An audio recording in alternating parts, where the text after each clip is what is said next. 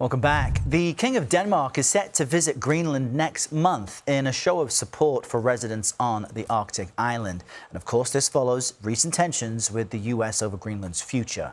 President Trump has repeatedly demanded the U.S. take over the semi-autonomous Danish territory for national security. Talks between the U.S., Denmark and Greenland began this week to try and resolve that issue. CBS News foreign correspondent Ramy Inocencio is following developments for us from the Danish capital of Copenhagen.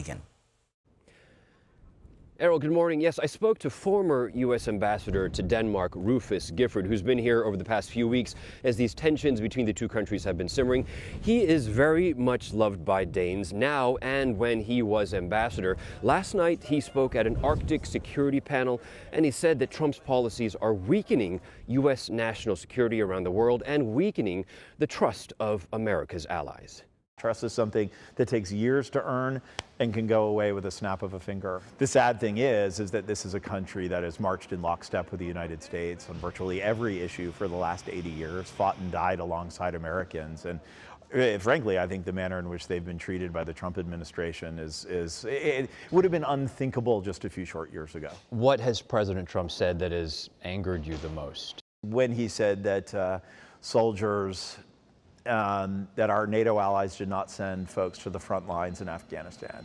And as someone who used to go to the Prime Minister, the Defense Minister, the Foreign Minister of Denmark and ask them to send their young men and women into harm's way, and my heart breaks for them to hear a President of the United States say that they didn't sacrifice or they were not on the front line. In the conversations we've been having with other war vets, the words allyship, loyalty, and history come to mind, but it feels like that the Danish character, the personality is changing.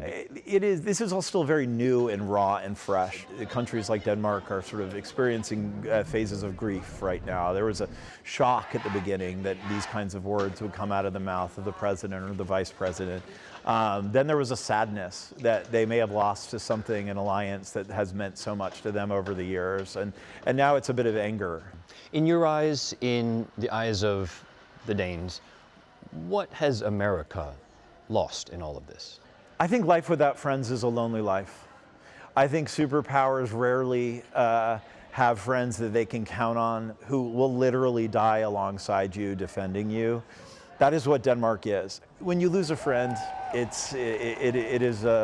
is in my mind a profound loss, and I think the United States without friends is not the same country that we have been, certainly not for the last 80 years. And we need to think about the fact that the friendship of our best allies in the world is being tested right now. There's no doubt about that.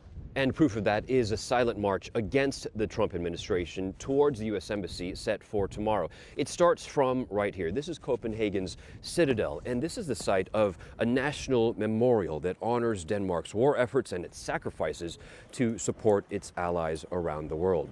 Now, I want to note that the last big protest against the U.S. was back in 2003. That was with the Iraq War. Before that, we have to go all the way back to the 1960s and against U.S. policy in the Vietnam War era.